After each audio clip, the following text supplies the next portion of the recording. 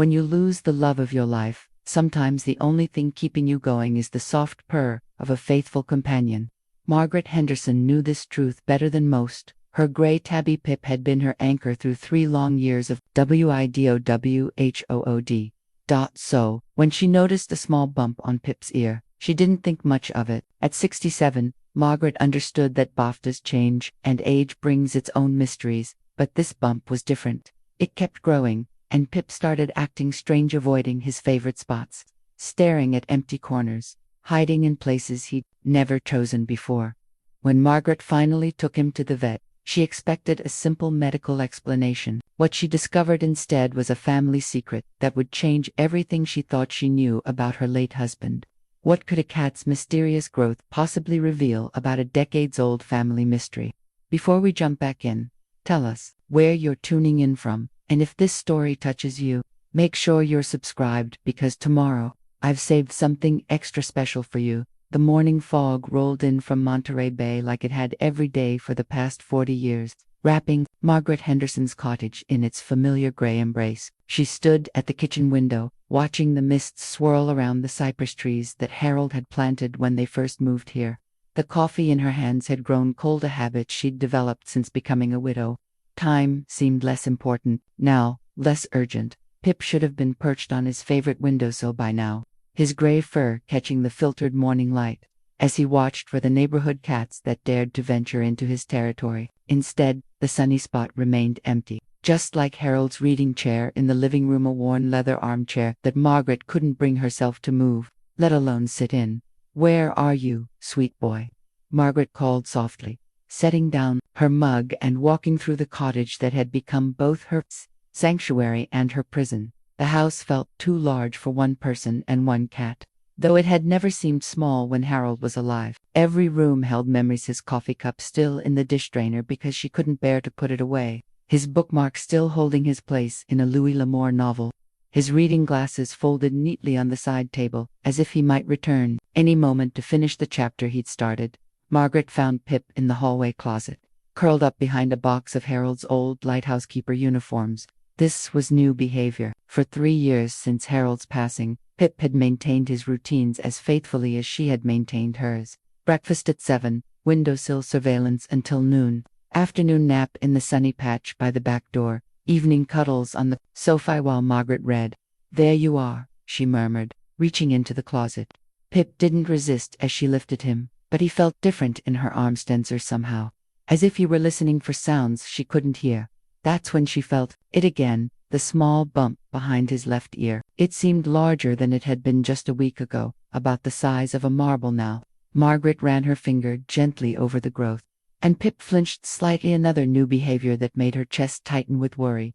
Margaret Henderson had been a librarian for 37 years before retiring to care for Harold during his final illness. She believed in research, in finding answers through careful investigation. But at 67 she also believed in accepting the inevitable changes that came with age. Her knees creaked when she rose from bed, her eyes required stronger reading glasses each year, and her memory sometimes played tricks on her. Why should Pip be any different? The doorbell rang, startling them both. Pip immediately wriggled free and disappeared back into the closet. Margaret smoothed her gray hair and opened the door to find Mrs. Chen from next door, holding a covered dish and wearing her usual expression of gentle concern. "I made too much soup again," Mrs. Chen said, though Margaret suspected this was a kindly fabrication. At 72, Eleanor Chun had perfected the art of caring for her neighbors without making them feel like charity cases. "Thought you might like some for lunch." "That's very thoughtful," Margaret said, accepting the warm container. "Would you like some coffee? I just made a fresh pot." It was a small litha. Coffee was hours old, but Mrs. Chen nodded anyway. She had been Harold's friend first, drawn to his stories about life as a lighthouse keeper, but she had become Margaret's lifeline in the years since his death. Eleanor understood the particular loneliness of outliving a spouse. Having lost her own husband 8 years earlier, they settled at Margaret's kitchen table, the one Harold had built by hand during their second year in the cottage. Mrs. Chen noticed immediately that Pip wasn't in his usual spot by the window. "Where's your shadow today?" she asked, looking around the kitchen. "He's been acting strangely," Margaret admitted, "hiding in closets, avoiding his favorite places, and there's this bump on his ear that seems to be growing." Mrs. Chun's expression grew more serious. How long has this been going on? A few weeks, maybe a month. I keep telling myself it's nothing, just age, you know, we're both getting older. Margaret, Mrs. Chen said gently, when was the last time you took him to a vet? The question hung in the air like the morning fog. Margaret realized with a start that she couldn't remember. Harold had always handled Pip's medical care, just as he'd handled most of the practical matters of their life together. Harold had found Pip as a kitten 4 years ago, appearing at their door during a particularly harsh winter storm. Probably meant to be, Harold had said, and Margaret had agreed. They'd never questioned where Pip had come from. He had simply become family. It's been a while, Margaret finally admitted. Mrs. Chen reached across the table and patted her hand. Maybe it's time for a checkup. For both of you, really. When's the last time you left this house for something other than groceries? Margaret couldn't answer that question either. After Harold's death, the cottage had become her entire world. Her daughter lived in Oregon with her own family, visiting twice a year if Margaret was lucky. Her son had moved to the East Coast after college and called monthly but rarely visited. They had their own lives, their own responsibilities. Margaret understood this, even appreciated their independence. She and Harold had raised them to be self-sufficient, but it left her alone, with memories and a cat who was now acting as mysterious as the fog that surrounded her home each morning. Dr. Rodriguez at the Seaside Animal Clinic has a good reputation, Mrs. Chen continued, very gentle with older animals. I could drive you there if you'd like. The offer was generous and terrifying in equal measure. Margaret hadn't been a passenger in a car since Harold's funeral. She hadn't ventured beyond her neighborhood streets in months. The thought of sitting in a veterinary waiting room, surrounded by strangers and their pets, made her stomach flutter with anxiety. But the alternative, losing Pip, was unthinkable. Let me think about it, Margaret said, though they both knew she would eventually agree. Mrs. Chen had a way of planting seeds that grew into action, given time. After her neighbor left, Margaret walked through the cottage again, looking at it with new eyes. When had it become a museum to her past rather than a place where she lived? Harold's coffee cup, his bookmark, his glasses, they weren't keeping him alive.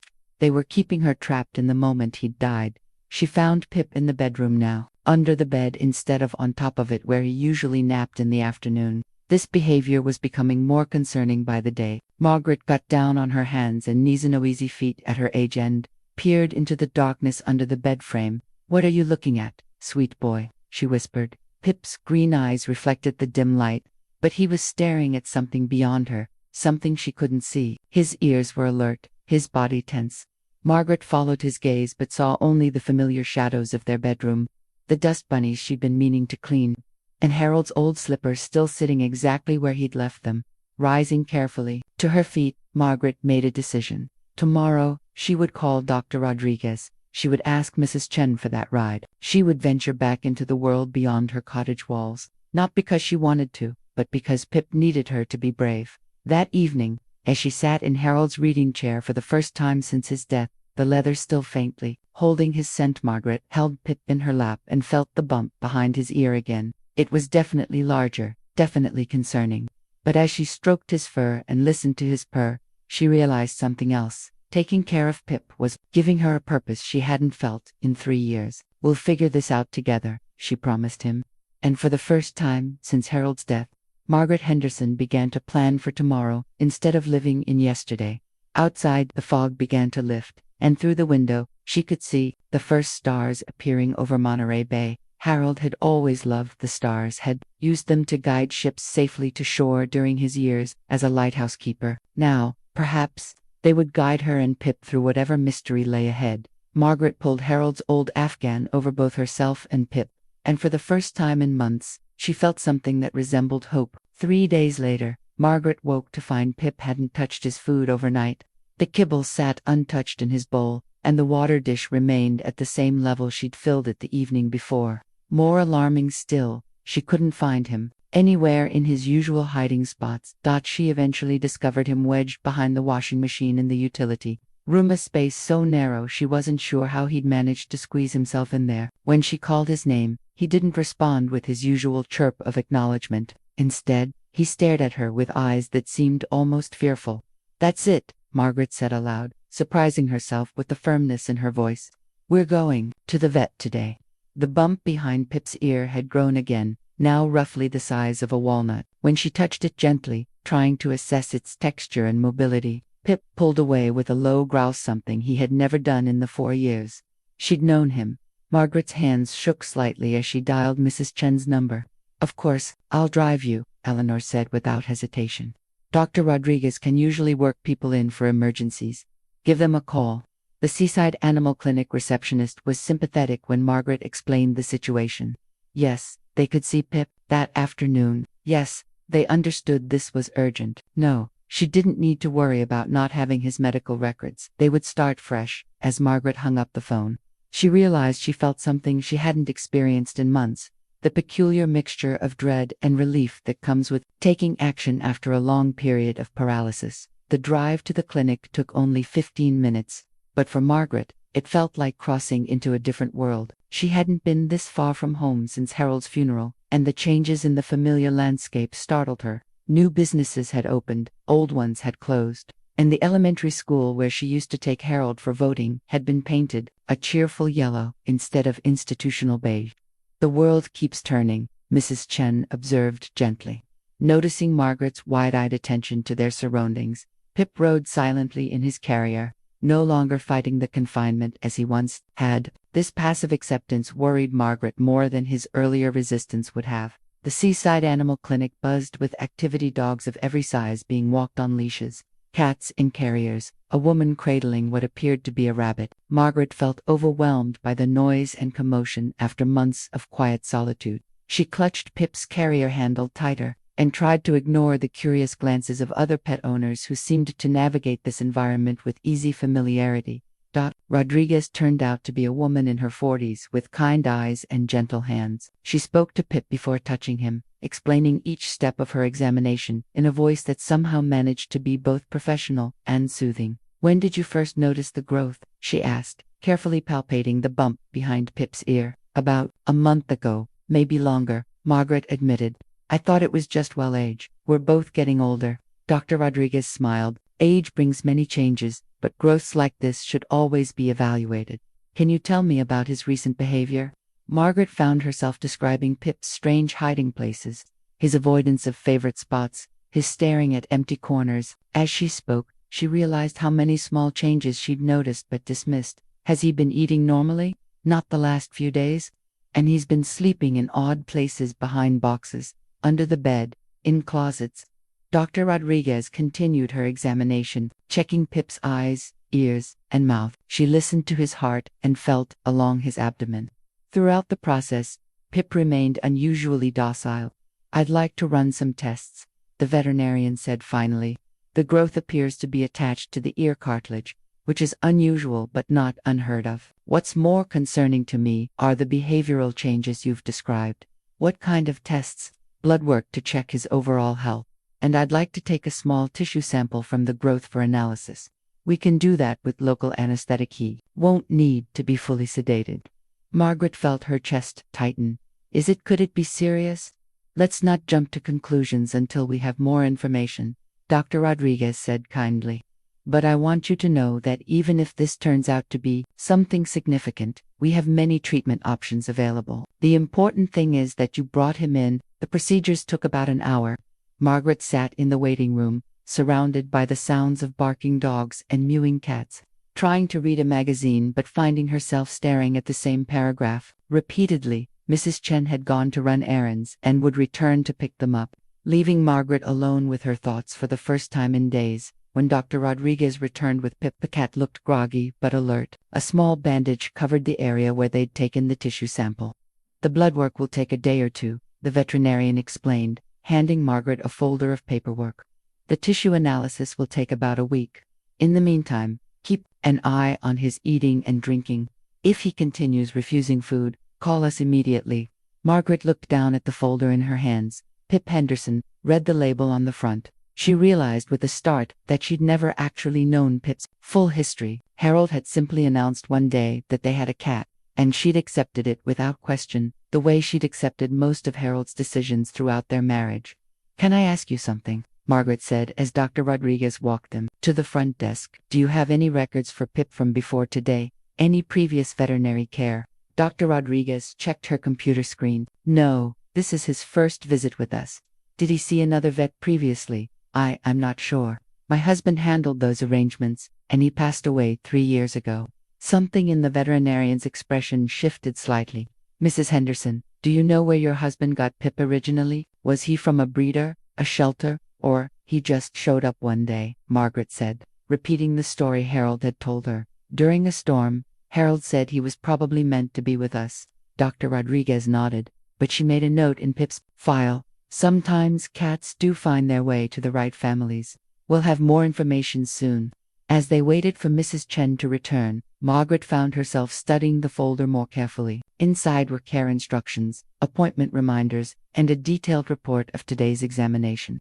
At the bottom of the report, she noticed a section labeled Distinctive Features that she hadn't seen Dr. Rodriguez fill out. What does this mean?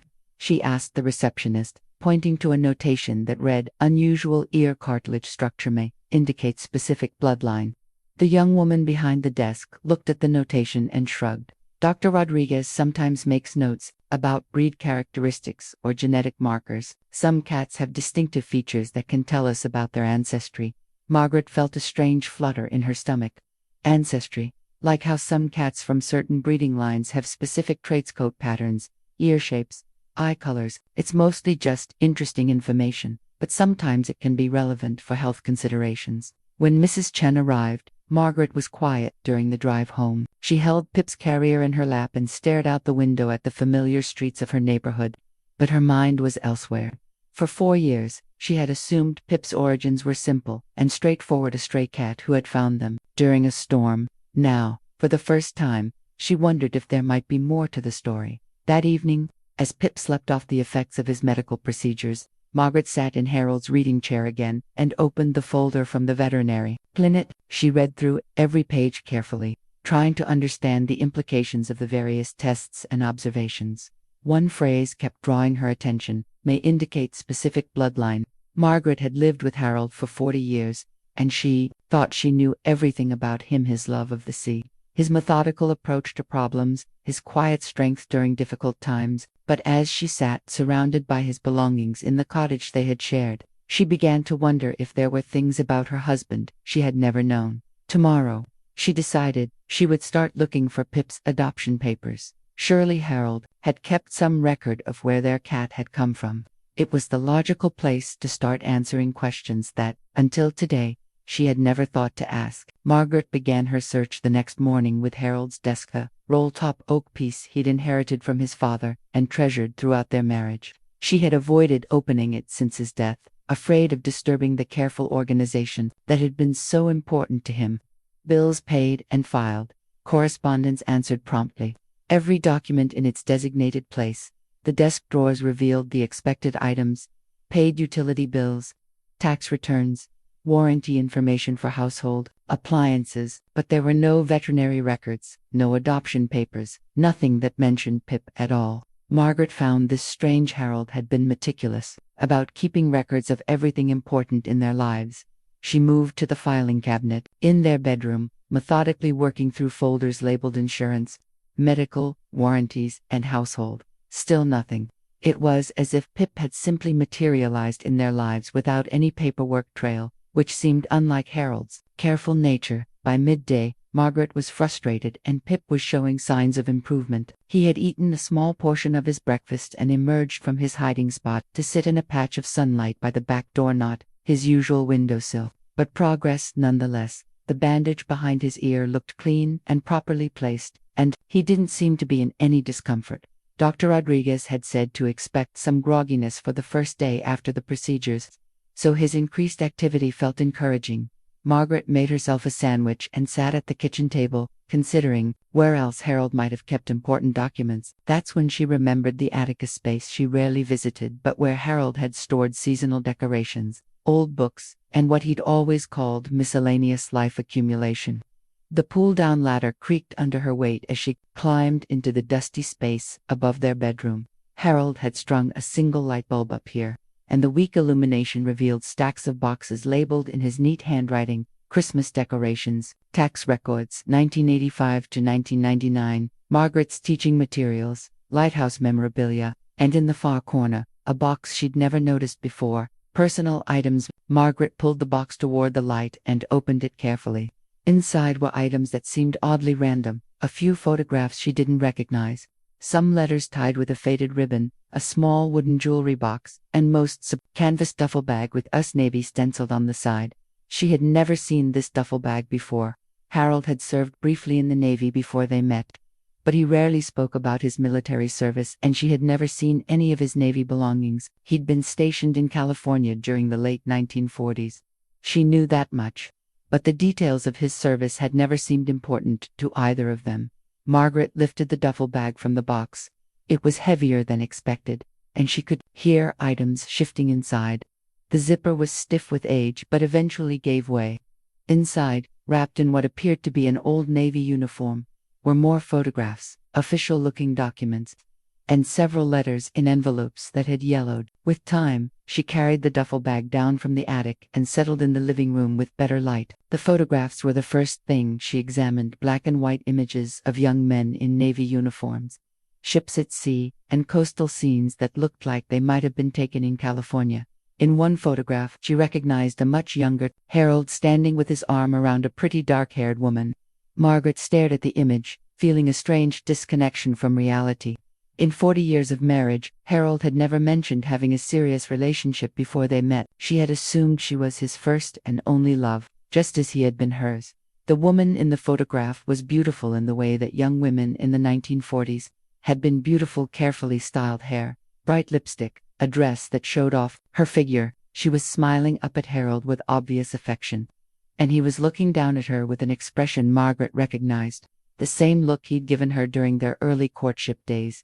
But it was the next photograph that made Margaret's heart stop completely. Harold and the same woman were sitting on what appeared to be a porch or patio, and in the woman's lap was a small gray tabby cat. The resemblance to Pip was so striking that Margaret actually looked around the room to make sure her cat was still napping by the back door.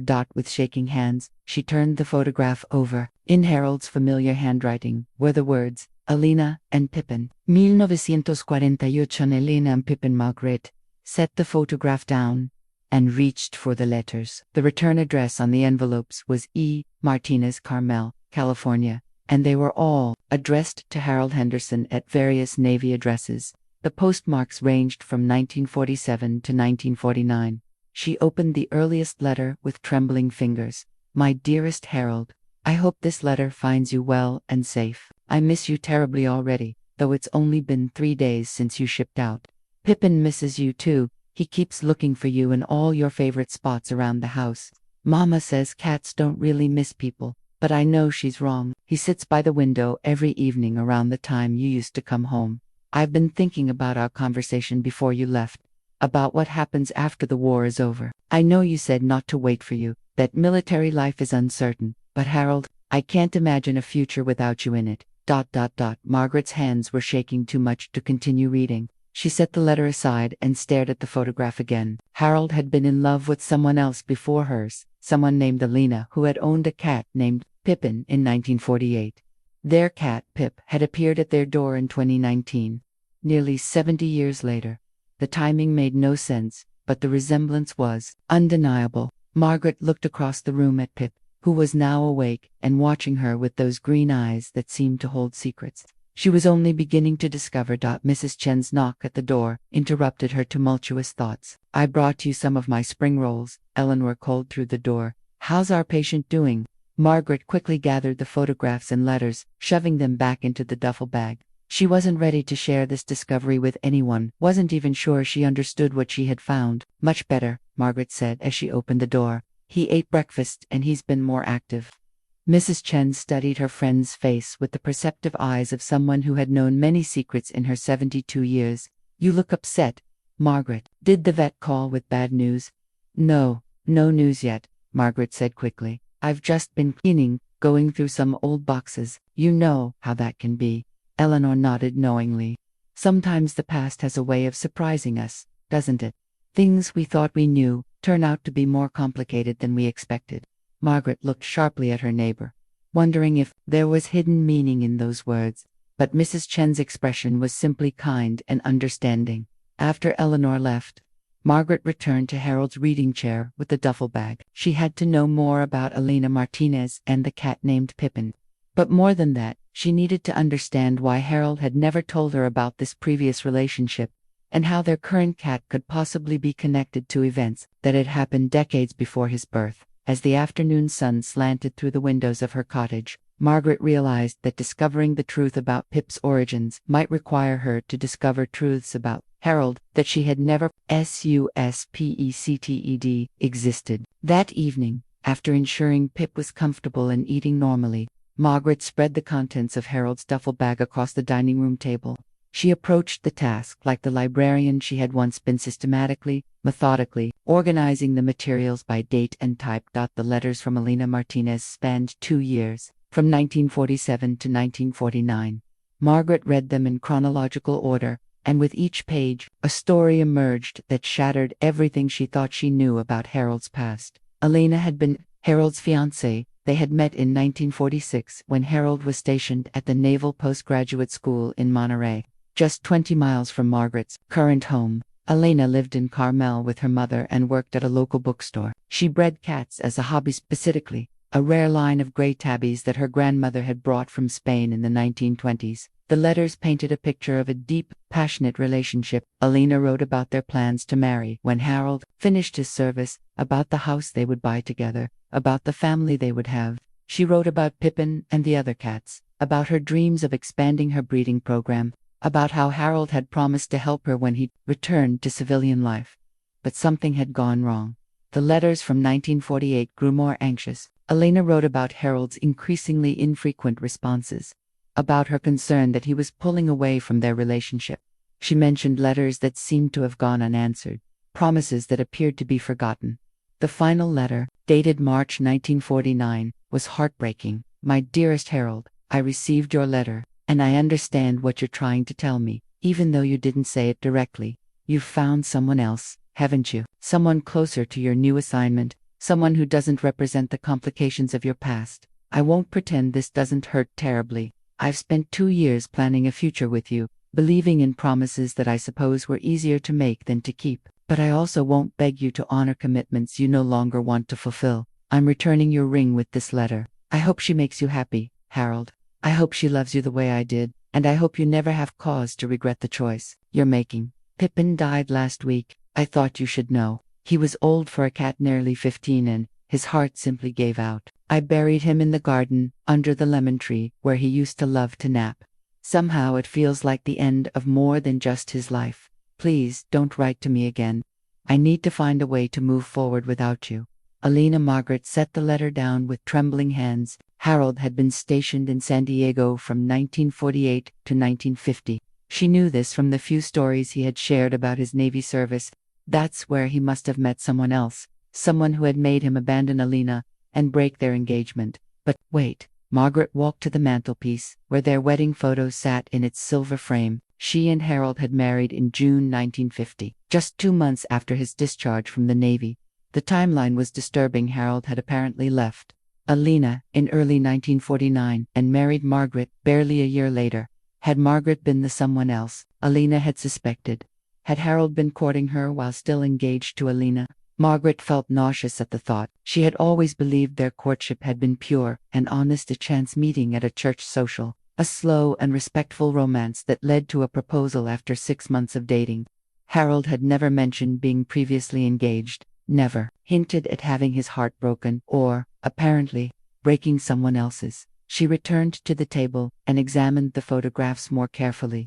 Elena Martinez had been strikingly beautiful, with dark hair and eyes that seemed to hold depths of warmth and intelligence. In every picture with Harold, she looked radiant with happiness and completely secure in their love. The final photograph in the collection showed Elena alone with several cats, all gray tabbies, that looked remarkably similar to each other, and to Pip, on the back, Harold had written, "Elena's breeding line Pippin and his offspring, 1948. Margaret stared at the image until her eyes watered. If these cats were all related, if Elena had continued breeding them after Harold left her, then it was theoretically possible that Pip could be descended from that original line. Cats could live 15 to 20 years, and if Elena had maintained the breeding program ... but that would mean Harold had somehow obtained Pip from Elena's breeding line. It would mean he had maintained some connection to the woman whose heart he had broken.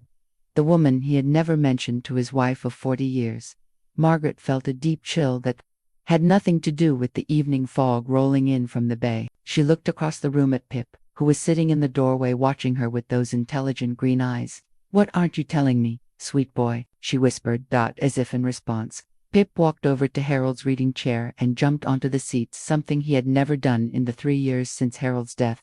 He settled into the worn leather, as if he belonged there, as if he were claiming some right that Margaret had never understood. The phone rang, startling them both. It was Dr. Rodriguez with the results of Pip's blood work. "Good news," the veterinarian said. "His blood chemistry looks normal for a cat his age. No signs of infection or systemic illness. The growth appears to be benign based on its characteristics, but we'll know more when the tissue analysis comes back." "Dr. Rodriguez," Margaret said, glancing at the photographs spread across her table. "You mentioned something about his ear structure indicating a specific bloodline. What did you mean exactly?" "Some cat breeds and breeding lines have distinctive physical characteristics: ear, cartilage formation, bone structure, even the way their whiskers are arranged. Pip has some unusual features that suggest he comes from a very specific genetic line, possibly one that's been maintained over several generations." Margaret's heart began to race. "Could you tell from looking at him whether he might be related to cats from a particular breeding program?" "That's an interesting question. Are you thinking about getting him a companion? It's always nice when cats share similar backgrounds." "No, I'm trying to trace his origins. My husband passed away and I don't have his adoption records." "I see. Well, if you have any information about his background, photos of related cats, breeding records, things like that, I could take a look. Sometimes we can identify bloodlines through physical comparison." After hanging up, Margaret gathered the photographs and letters back into the duffel bag. Tomorrow she would call Dr. Rodriguez again and ask if she could bring in Elena's old photographs for comparison. But tonight, she needed to process the devastating possibility that her 40-year marriage had been built on Harold's betrayal of another woman, a woman whose memory he had carried so deeply that he had somehow managed to bring her cat's descendant into their home decades later. As she prepared for bed, Margaret found herself questioning everything she thought she knew about the man she had loved and trusted completely. If Harold could keep such a significant secret for 4 decades, what other truths about their life together might she have missed? Margaret spent a restless night turning over questions that had no easy answers. By morning, she had made a decision: she would continue investigating, but carefully and methodically. She owed it to herself, to Harold's memory, and perhaps even to Elena Martinez, to understand the truth. Dr. Rodriguez was intrigued when Margaret called and asked if she could bring in some old photographs for comparison with Pip's physical characteristics. "I found some pictures of cats that might be related to Pip's breeding line," Margaret explained, not quite ready to share the full story. "Would you be able to tell if there's a connection?" "I'd be happy to take a look." "Why don't you bring them when you come in for Pip's follow-up appointment? We should have his tissue analysis results by then too." While she waited for the appointment, Margaret decided to research Elena Martinez. She had an address from the 1940s letters, a street in Carmel that might still exist. Margaret hadn't used a computer in months, but Harold's old laptop was still functional, and she remembered enough of her library research skills to navigate the internet. The Carmel address led her to property records, showing that the house had changed hands several times over the decades, but a deeper search revealed something more promising: an obituary from 2018 for Elena Martinez, age 91, who had passed away at a care facility in Monterey. Margaret's heart raced as she read the brief obituary. Elena had never married. She had worked at various bookstores throughout her life and had been known in the community for her cat breeding program, which she had maintained until the early 2000s. She was survived by a niece, Rosa Martinez Chen, and several cousins.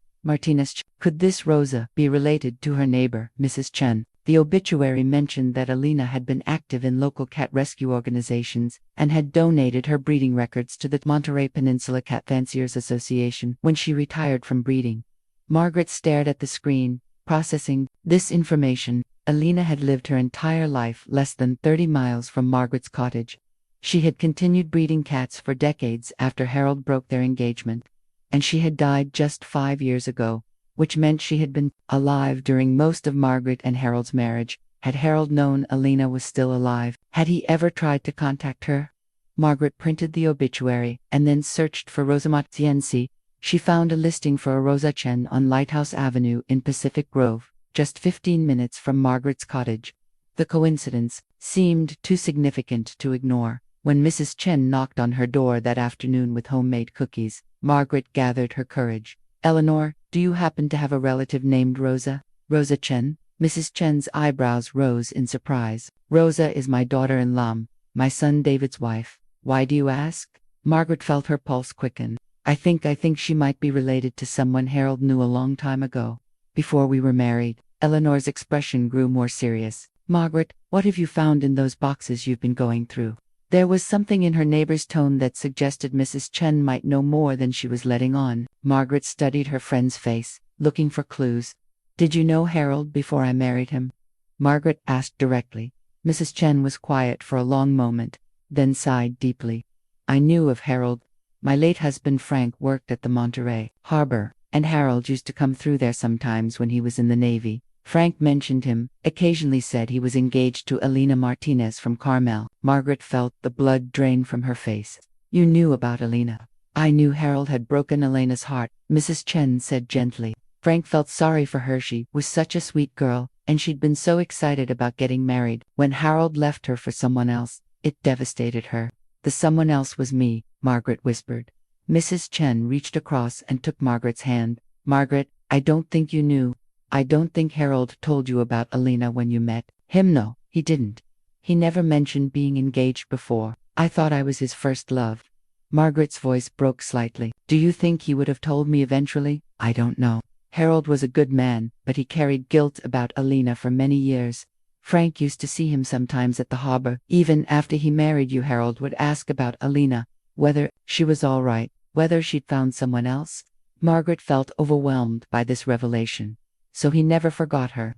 Men like Harold don't forget their first loves, especially when they hurt them. But that doesn't mean he didn't love you completely, Margaret.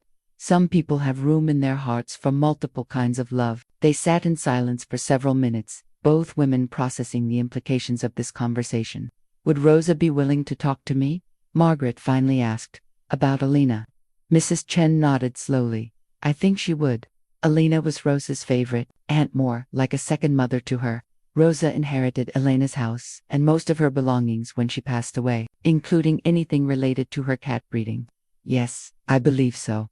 Rosa has boxes of Elena's things in storage. She's been meaning to go through them but hasn't had the heart to yet." Margaret felt a mixture of excitement and dread. If Rosa had Elena's belongings, she might have breeding records, more photographs, or other information that could explain how Pip had come into Harold's life. "Could you ask Rosa if she'd be willing to meet with me? I have some things that belonged to Harold that might interest her. Letters and photographs from when he and Alina were together." Mrs. Chen's eyes widened. "You found Harold's letters from Alina and some photographs, including pictures of Alina with cats that look exactly like Pip." "Oh my," Mrs. Chen breathed. "Margaret, I think you've stumbled onto something that's been waiting a very long time to be discovered." That afternoon, Mrs. Chen called Rosa and explained the situation. Rosa was initially hesitant. She had protective feelings about Elaine. Marian wasn't sure she wanted to revisit painful family history. But when Mrs. Chen mentioned that Margaret had Harold's letters and photographs, Rosa's curiosity overcame her reluctance. They agreed to meet the following day at a coffee shop in Pacific Grove, neutral territory where both women could feel comfortable, discussing what might be difficult truths about people they had loved. As Margaret prepared for bed that night, she looked at Pip, who had returned to sleeping in Harold's reading chair. The cat seemed more at peace since his visit to the veterinarian, but there was still something in his green eyes that suggested he was waiting for something, as if he knew secrets that humans were only beginning to understand.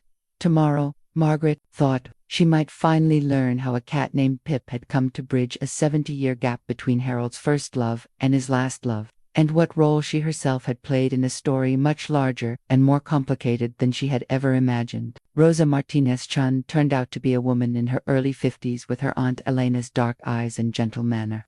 She arrived at the coffee shop carrying a worn leather photo album and an expression of cautious curiosity. "Mrs. Chen told me, you have some things that belonged to Harold Henderson. Rosa said as they settled at a corner table. I have to admit, I'm not sure how I feel about this. Aunt Elena was hurt very deeply by that man. Margaret nodded, understanding Rosa's protective instincts. I can imagine. I didn't know about Elena until I found Harold's things after his death. I'm trying to understand what happened, and why our cat seems to be connected to your aunt's breeding program. Rosa's eyebrows rose. Your cat? Margaret showed her the recent photographs of Pip on her phone, and Rosa's reaction was immediate and startling. Oh my God, Rosa whispered. He looks exactly like Tia Elena's cats. Exactly. She opened her photo album and turned it toward Margaret. Look at this. The album was filled with decades of cat photographs, generation after generation, of gray tabbies with distinctive markings and bone structure. But it was the recent photos that made Margaret's breath catch. Cats from the 1990s and 2000s that looked like Pip's identical twins. Tia Elena bred these cats for over 50 years, Rosa explained. She called them her Spanish line. They were descended from cats her grandmother brought from Andalusia in the 1920s. Very distinctive genetics, very rare coloring and bone structure. Margaret pulled out Harold's old photographs and set them on the table. Rosa studied them carefully, her expression growing more puzzled. This is definitely Pippin, she said, pointing to the cat in Harold's arms.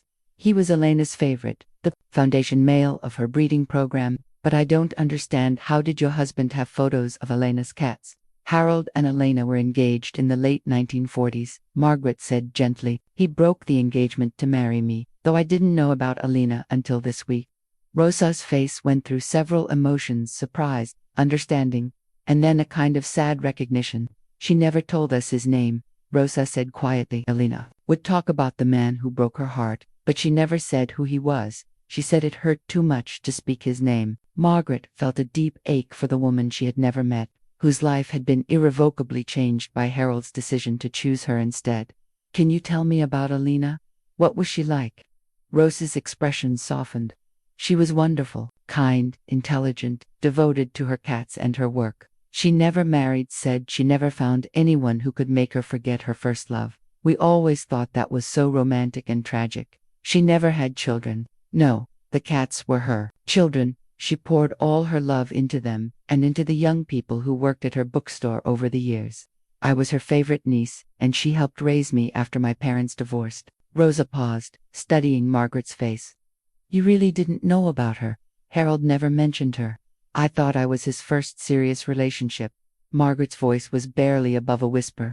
I'm beginning to realize there was a lot about Harold I didn't know. Rosa opened another section of her photo album, this one containing more recent pictures. Elena continued breeding the Spanish line cats until about 2005, when she became too elderly to manage it properly. She placed her last breeding cats with a family in Salinas, but she kept very detailed records of every cat she ever bred. Margaret leaned forward, her heart racing. Do you still have those records? They're in storage with the rest of her things. I inherited everything when she died, but I haven't had the emotional strength to go through it all yet. Rosa hesitated. Why are you asking about the breeding records? Margaret took a deep breath. Our cat Pip appeared at our door in 2019, during a storm. Harold said he was a stray, but now I'm wondering if Harold somehow obtained him from a breeding line. The resemblance is too strong to be coincidental. Rosa stared at her for a long moment. 2019, but Tia Elena was still alive then. She didn't die until 2018, and she was still mentally sharp right up until the end. Margaret felt a chill run down her spine. So Harold could have contacted her. It's possible. She lived in the same care facility for her last 3 years. Visitors had to sign in. Rosa was quiet for several minutes, clearly processing this information. Mrs. Henderson, I think we need to look at Elena's breeding records. And maybe we should check the visitor logs at her care facility. They agreed to meet again. The following week, Rosa would retrieve Elena's stored belongings and look for any recent correspondence or visitor information. Margaret would continue searching Harold's things for any evidence that he had been in contact with Elena during their marriage. As they parted ways, Rosa touched Margaret's arm gently. I want you to know, I don't blame you for what happened. You were young, and if Harold didn't tell you about Elena, you couldn't have known you were taking someone else's fiancé. Margaret nodded gratefully, but inside she was struggling with a growing sense of betrayal. If Harold had contacted Elena near the end of his life, If he had obtained Pip from her as some kind of gesture or apology, what did that say about his feelings for Margaret? Had she been second choice for 40 years without knowing it? That evening, Margaret sat in Harold's reading chair with Pip in her lap and tried to reconcile the man she thought she had married with the man these discoveries were revealing. Harold had been kind, faithful, and devoted throughout their marriage. He had never given her reason to doubt his love or commitment, but he had also been capable of keeping enormous secrets. He had carried his feelings for Elena silently for decades, and if Rosa's suspicions were correct, he had found a way to reconnect with his first love without ever telling Margaret. Margaret stroked Pip's fur and wondered if her beloved companion was not just a pet, but a living symbol of Harold's unresolved feelings for another woman. The thought should have made her angry, but instead she felt a profound sadness for Elena, who had loved and lost, for Harold, who had carried guilt and longing for 70 years, and for herself, who was discovering that even the most solid marriages could harbor mysteries deep enough to reshape everything she thought she knew about love and loyalty. Dr. Rodriguez called that evening with Pip's tissue analysis results. "Good news," the veterinarian said. "The growth is completely benign, just a fatty deposit that's common in older cats. No treatment needed, just monitoring." Margaret thanked her and hung up, relieved that Pip was healthy, but knowing that the more important mystery, the one about Harold and Elena, and the connections that spanned decades, was far from resolved. Rosa called Margaret 3 days later, her voice tight with emotion. "I found something," Rosa said without preamble. "Can you come to my house today? I think you need to see this in person." Margaret arrived at Rosa's Pacific Grove home to find the living room filled with boxes and albums spread across every surface. Rosa looked like she hadn't slept much, her eyes red-rimmed but bright with discovery. "I've been going through Elena's things since we talked," Rosa said, gesturing to the organized chaos around them. "And I found her journal from 2019. Year your cat appeared." Rosa handed Margaret a small leather-bound book. "Start with the entry from March 15th. Margaret opened to the marked page and began to read Elena's careful handwriting. "The most extraordinary thing happened today. Harold Henderson came to see me. After 70 years, he walked into my room at Sunset Manor, as if no time had passed at all. He's aged. Of course we both have, but I knew him immediately. Those same kind eyes, the same way of standing with his hands clasped behind his back when he's nervous. He brought photographs of his wife, and asked my forgiveness for the way he left me all those years ago. I told him what I should have told him decades ago, that I understood why he made the choice he did, and that I never blamed him for choosing love over duty. He seemed surprised by this, as if he'd been carrying guilt I never intended him to bear." Margaret's hands were shaking as she continued reading. "Harold told me about his life, 40 years married to Margaret, 2 children, a career as a lighthouse keeper that took him back to the sea he always loved. He seemed genuinely happy with his choices, but I could see the regret in his eyes when he looked at me. Not regret for leaving me, I think, but regret for the way he left me without explanation, without closure. We talked for 3 hours. He told me about Margaret's kindness, her intelligence, her strength during his recent health scares. It was clear he loved her deeply, and I found myself grateful that he had found such a good woman to share his life with. I had spent 70 years wondering if he had been happy, and now I finally knew." Margaret looked up at Rosa. "Harold visited Elena in 2019. Keep reading," Rosa said gently. Margaret returned to the journal. "Before Harold left, he asked me about my cats. I showed him the photographs I keep by my bed, pictures of the Spanish line cats I bred for 50 years. He seemed amazed that I had continued breeding Pippin's descendants all this time.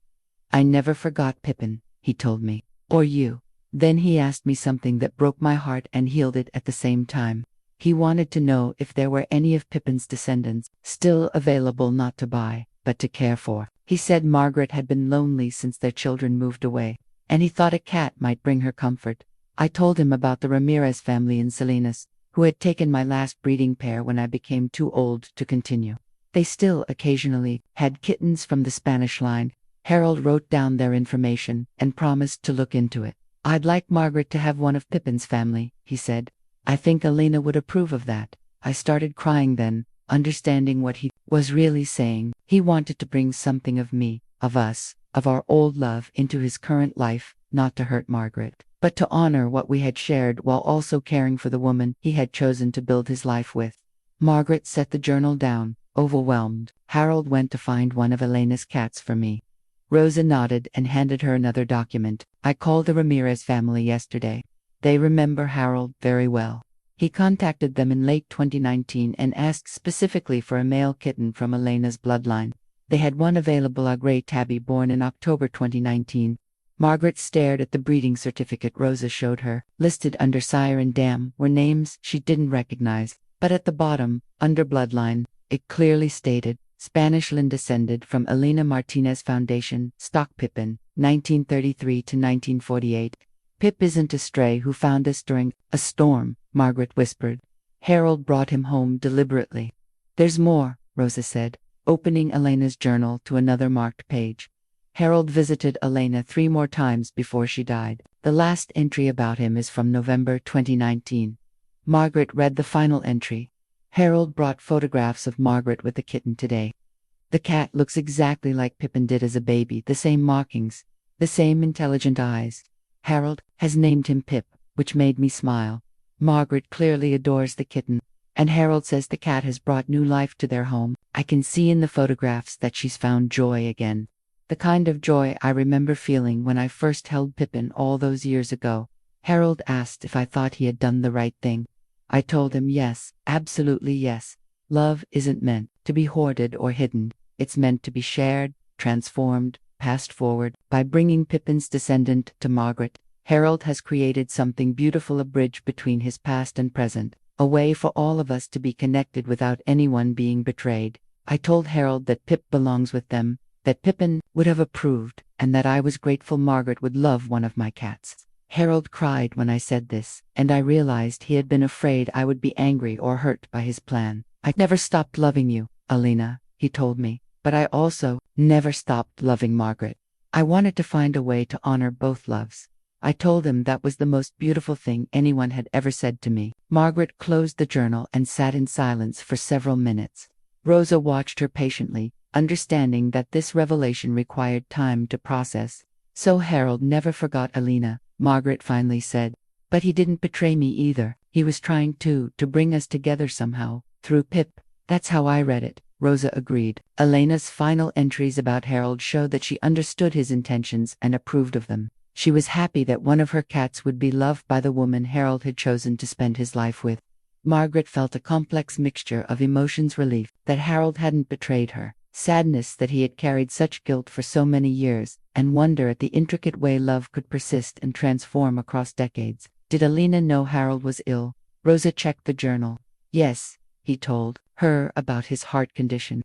She knew he was trying to put things in order before he didn't have the chance anymore. Margaret realized that Harold's visits to Elena and his decision to bring Pip home had been part of his preparation for death.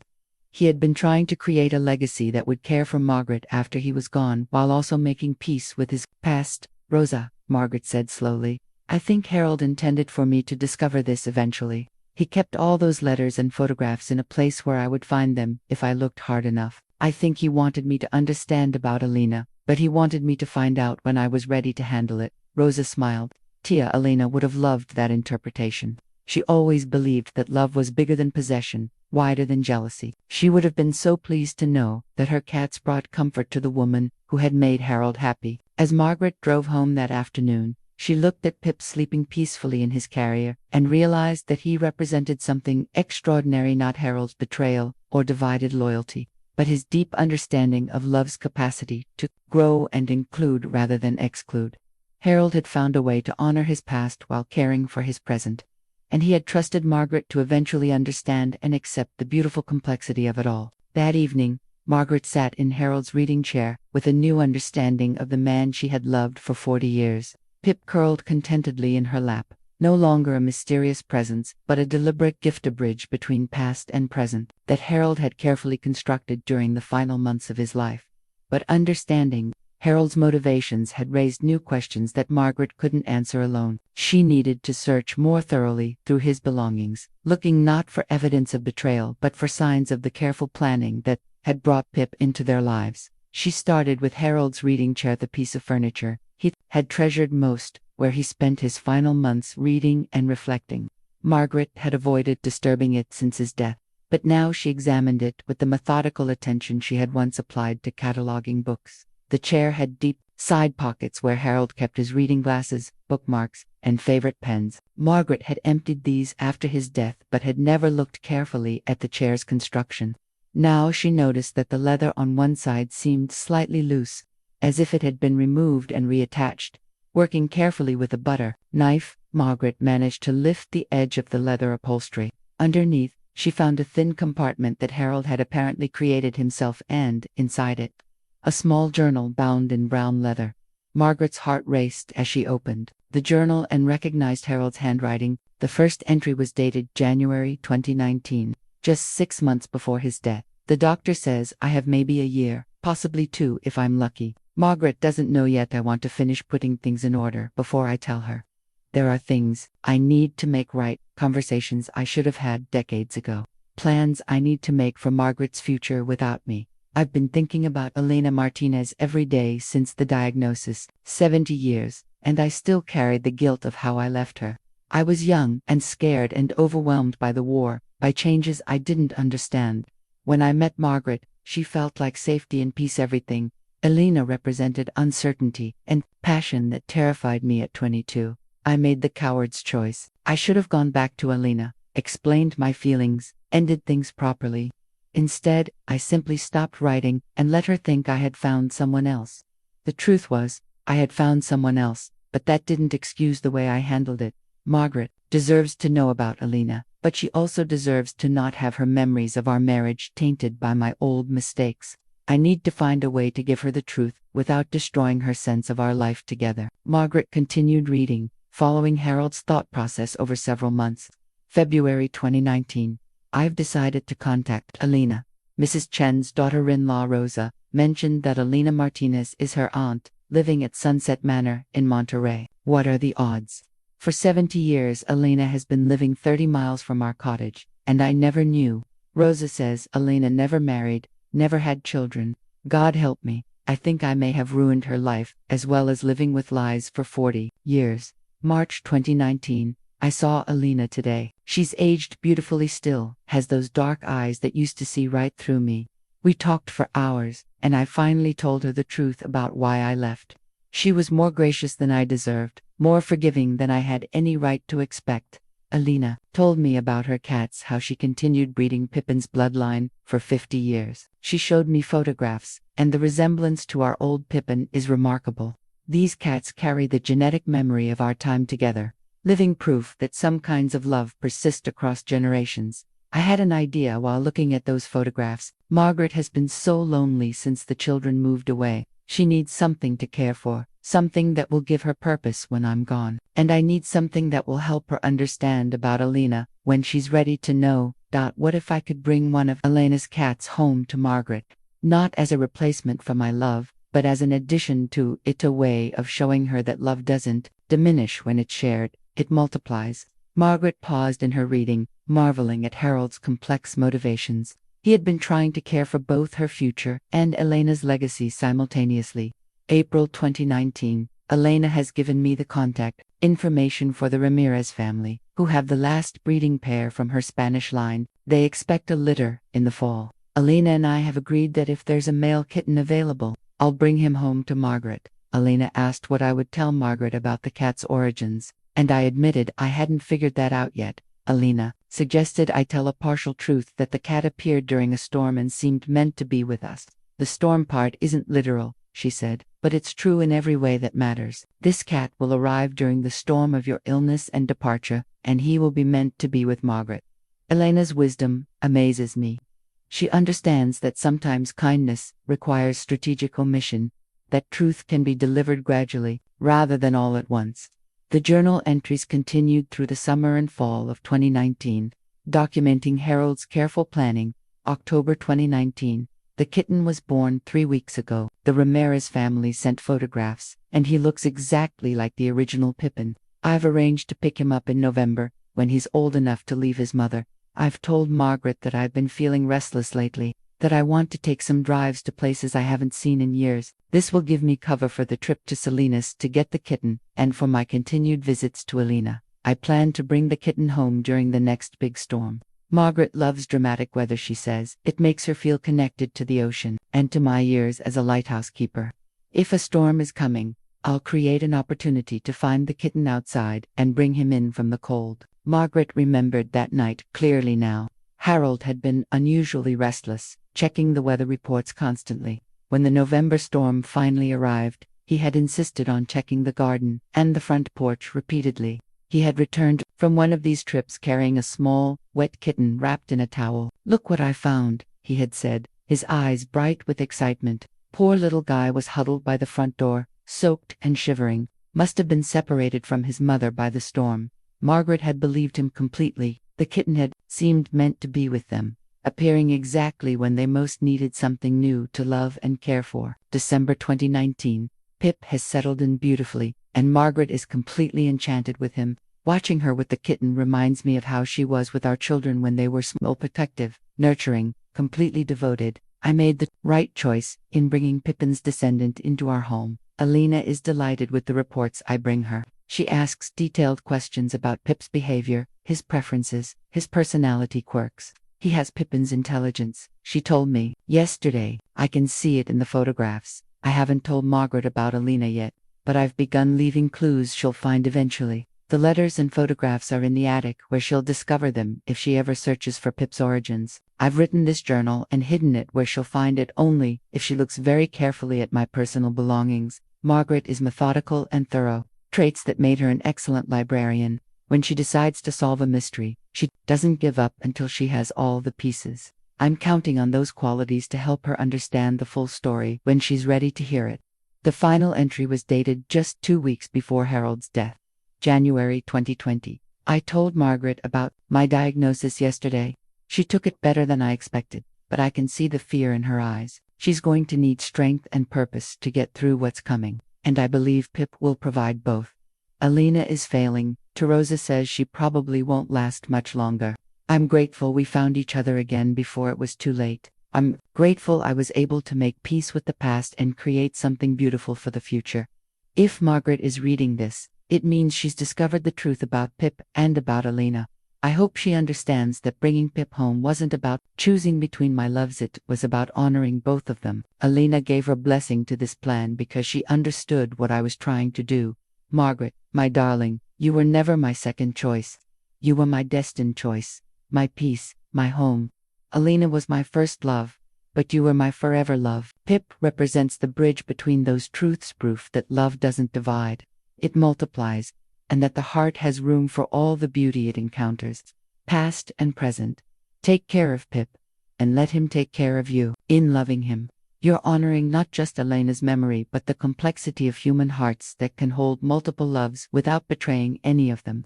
Margaret closed the journal with tears streaming down her face.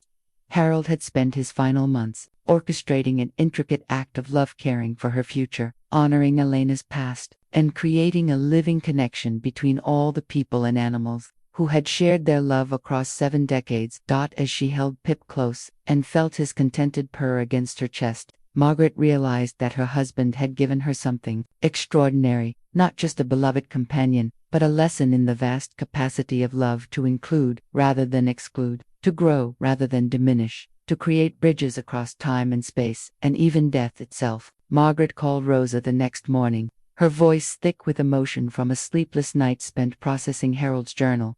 I found Harold's journal, she said, without preamble. I understand everything now.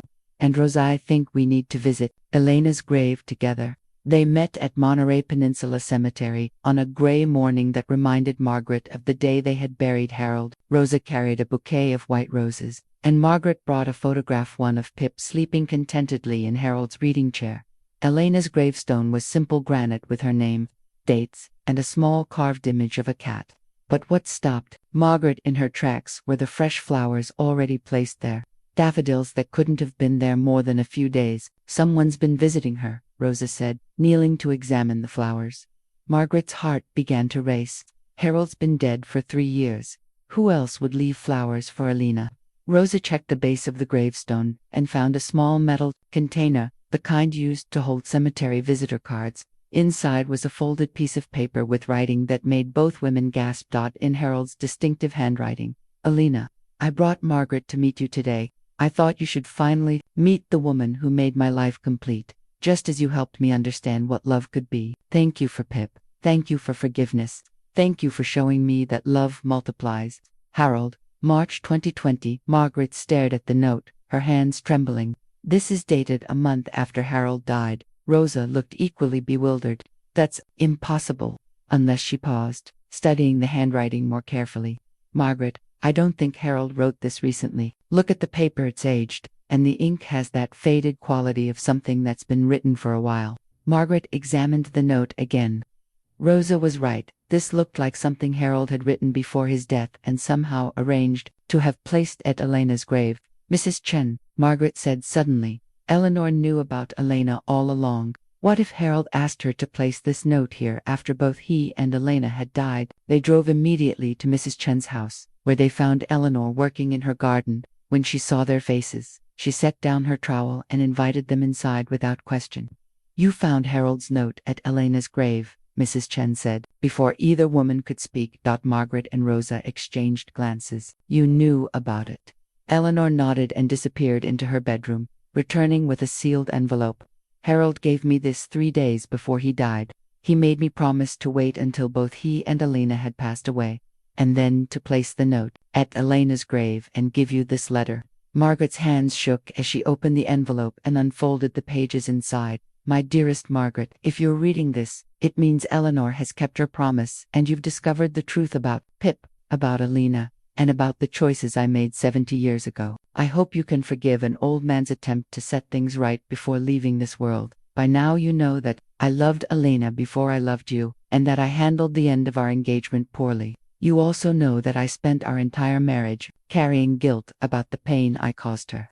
What you may not understand is that meeting you was the single best thing that ever happened to me, and I have never regretted choosing you over Elena. Elena represented the passion and uncertainty of youth. You represented the peace and certainty of maturity. I needed both loves in my life, Elena to teach me what my heart could feel, and you to teach me what my heart could trust. When I learned about my illness, I realized I had 2 things I needed to accomplish. I needed to make peace with Elena, and I needed to ensure you would have something to love and care for after I was gone. Pip solved both problems beautifully. Margaret, you are reading this at Elena's grave because I wanted you to meet her, even though she's gone. I wanted you to see that she was a good woman who deserved love, just as you are a good woman who deserved love. There was room in this world for both of you to be loved by me, in different ways and at different times. Pip carries the genetic memory of my first love and the daily reality of my lasting love. In caring for him, you're honoring both relationships and proving that love doesn't diminish when it's shared, it grows. I hope someday you'll be able to forgive me for keeping Elena's secret for so long. I hope you'll understand that I did it not to deceive you, but to protect you from pain that belonged to my past, not our present. Take care of Pip, take care of yourself, and know that in discovering this truth, you're completing a circle of love that began 70 years ago and will continue as long as there are hearts generous enough to love without possessing, to include without excluding, to forgive without forgetting. All my love, always and forever. Harold. Margaret sank into Mrs. Chen's sofa, overwhelmed by the magnitude of Harold's planning and the depth of his love for both women. Rosa sat beside her, reading over her shoulder, tears streaming down her face. Aunt Elena knew, Rosa whispered. She knew Harold was planning this reunion, even after death. Mrs. Chen nodded. Elena asked me to make sure Margaret felt welcome at the grave. She said Harold had told her about his plan to bring you 2 together eventually, and she wanted you to know that you were both welcome in this place of memory. Margaret looked around at the 2 women who had become her unexpected family: Rosa, who carried Elena's love forward, and Eleanor, who had quietly orchestrated this moment of healing for months. I don't know how to feel, Margaret admitted. I'm not angry anymore. I understand what Harold was trying to do, but I feel like I'm meeting a part of him I never knew existed. Maybe that's exactly what you needed, Rosa said gently. Maybe we all needed to discover that Harold was big enough to love deeply more than once, and wise enough to find a way to honor both loves without betraying either. As they sat together in Mrs. Chen's living room, Margaret felt something shift inside her, release of tension she hadn't even realized she'd been carrying. For 3 years, She had been living as Harold's widow, defined by loss and absence. Now she was beginning to understand that she could also live as Harold's beloved, carrying forward not just grief but the extraordinary gift of a love so generous it could embrace the past while nurturing the future. Rosa reached into her purse and pulled out one final envelope, cream-colored paper with elegant handwriting that Margaret didn't recognize. "There's something else," Rosa said quietly. "When I went through Elena's things, I found this letter. She wrote it after Harold's death but never sent it. The envelope is addressed to you." Margaret's heart pounded as she accepted the letter. Her name was written in the same careful script she had seen in Elena's journals. With trembling fingers, she opened the envelope and began to read. "Dear Margaret, you don't know me, but I feel as though I know you. Harold spoke of you with such love and pride during our visits that I came to care about you deeply, even though we never met. I want you to know that I harbor no resentment toward you for the choice Harold made 70 years ago. We were all young then, making decisions with incomplete hearts and uncertain futures. Harold chose you not because I was lacking, but because you were exactly what he needed to build the life he was meant to have. I never married after Harold left me, but please don't think this was because I spent 70 years pining for him. I had a full, rich life filled with books, cats, and young people who became like children to me. I chose not to marry because I never again felt the spark of connection that Harold and I shared, but I also learned that romantic love is only one of many kinds of love that can fill a life with meaning. Harold told me about your children, your years as a librarian, your quiet strength during his illness. He painted a picture of a woman I would have been honored to call friend. I hope that's what we might have been, in different circumstances. I want you to know that when Harold asked about bringing one of my cats to live with you, I was thrilled by the idea, not because it gave him a way to maintain connection with me, but because it gave me a way to care for you, after both Harold and I were gone. Pip carries the genetic memory of cats I loved for 50 years. In caring for him, you're allowing my love to continue in the world. And for that I am grateful beyond words. Harold was right when he told me that love multiplies rather than divides. By loving Pip, you're not taking anything away from your love for Harold, you're adding to it. And by loving Pip, you're allowing me to love you both from beyond the grave. I wish we could have met, Margaret.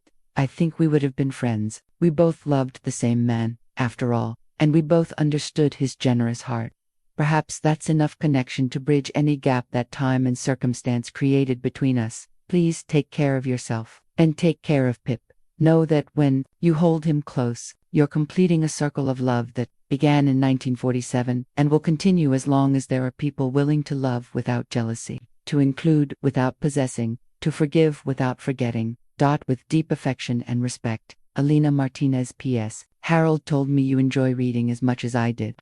I've left instructions with Rosa to give you my collection of poetry books. I think you'll find that love poems read very differently when you understand that the heart has room for multiple loves, each precious and irreplaceable in its own way.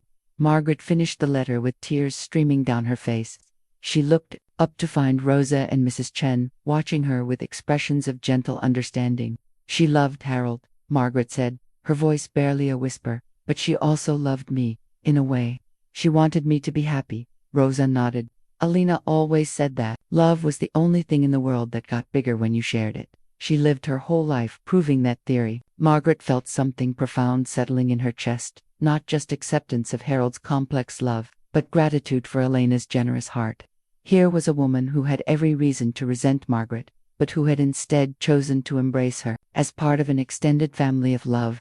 "I want to do something," Margaret said suddenly. "I want to create a memorial garden for Alina, at my cottage, somewhere Pip can play among plants that honor her memory." Mrs. Chen smiled. Alina would have loved that. She always said cats were the best gardeners. They knew instinctively which spots needed the most love. As the three women sat together, planning the memorial garden, Margaret realized that she had gained something she hadn't expected, not just understanding of Harold's past, but a new vision of her future. She was no longer just Harold's widow, mourning what she had lost. She was part of a continuing story of love that included Elena's memory, Rosa's friendship, Mrs. Chen's wisdom, and Pip's daily presence. The circle that had begun with Harold and Elena's love in 1947 was now complete, but it wasn't ending, it was beginning again, with Margaret at the center of a new constellation of connection and care that would honor the past while nurturing the future. Outside Mrs. Chen's window, the fog was beginning to lift from Monterey Bay, and Margaret could see clear to the horizon for the first time in months. 3 months later, Margaret stood in her cottage garden watching Pip explore the memorial space she had created for Elena. The garden featured Spanish lavender, rosemary, and cat-friendly herbs planted around a small stone bench inscribed with Elena's favorite quote about love multiplying when shared. Rosa visited every Tuesday, bringing stories about Elena's life and recipes from the Spanish cookbook Elena had kept for decades. Mrs. Chen continued her daily check-ins, but now they felt less like welfare visits and more like family gatherings. The three women had formed an unlikely but unshakable bond, united by their shared understanding of love's capacity to transcend time and circumstance. Margaret had transformed Harold's reading chair area into a memorial space that honored both her marriage and Harold's previous relationship. Elena's poetry books sat on shelves beside Harold's lighthouse histories, and photographs of both couples were displayed together, not in competition, but in celebration of the different ways love could flourish. Pip had returned to his normal behaviors, spending his mornings on the sunny windowsill and his afternoons napping in the memorial garden. But now Margaret understood that his presence wasn't just comforting, it was sacred, a living bridge between past and present that allowed all the love in this story to continue flowing. Dr. Rodriguez had been fascinated by the genetic mystery they had solved, and she now used Pip's story as an example in her presentations about pet breeding lines and the importance of maintaining careful records. Sometimes, she would tell her audiences, a cat's medical history reveals family histories that go back generations. Margaret had begun volunteering at the Monterey Peninsula Animal Shelter, sharing Elena's expertise about cat breeding and helping older adults find companion animals. She discovered that her own experience with late-in-life pet adoption made her especially effective at matching seniors with cats who needed patient, loving homes. "You have a gift for this," the shelter director told her, after Margaret successfully placed her 10th rescue cat. "You understand that sometimes the perfect pet isn't the youngest or prettiest one, it's the one whose story connects with yours." Margaret had also started writing first in a journal, processing her discoveries about Harold and Elena, and then in letters to her children, sharing the full story of Pip's origins and what she had learned about the complexity of love. Her daughter in Oregon was planning her first visit home in 2 years, bringing Margaret's grandchildren to meet Pip and see the memorial garden. On this particular Tuesday, Rosa arrived with a special gift, a photo album Elena had created during her final years, documenting the Spanish line cats from Pippin through Pip's generation. The album included detailed breeding charts, health records, and personality notes about dozens of cats spanning 7 decades. "Elena wanted you to have this," Rosa said, settling beside Margaret on the garden bench. She started working on it after Harold's first visit, when she realized one of her cats might be going to live with his family. Margaret paged through the album, marveling at the careful documentation and Elena's obvious love for each animal. On the final page, Elena had written a note in her careful script. "For Margaret Henderson, this album represents 50 years of love, patience, and hope. Each cat in these pages was precious to me, but none more so than Pip, who carries our combined love into the future. May this record help you understand not just where Pip came from, but how much love went into creating the genetic line that produced him. In caring for Pip, you're caring for the dreams and dedication of 3 generations of cats and the woman who loved them. With gratitude and affection, Elena Martinez." 2019. Margaret traced Elena's handwriting with her finger, feeling a deep connection to this woman she had never met but had come to love through her generosity and wisdom.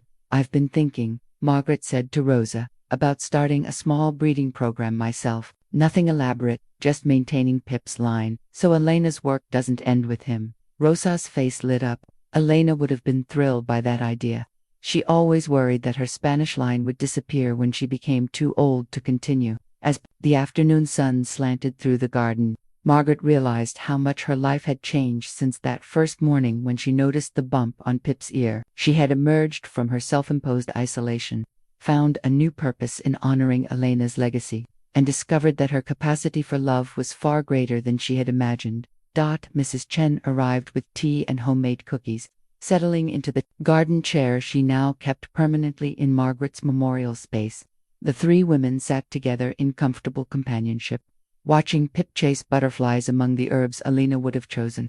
"Harold knew what he was doing," Mrs. Chen observed. when he decided to bring you all together through Pip. Margaret nodded, stroking Pip's fur as he settled in her lap. He understood something about love that I'm just beginning to learn, that it's not a finite resource to be hoarded, but an infinite gift to be shared.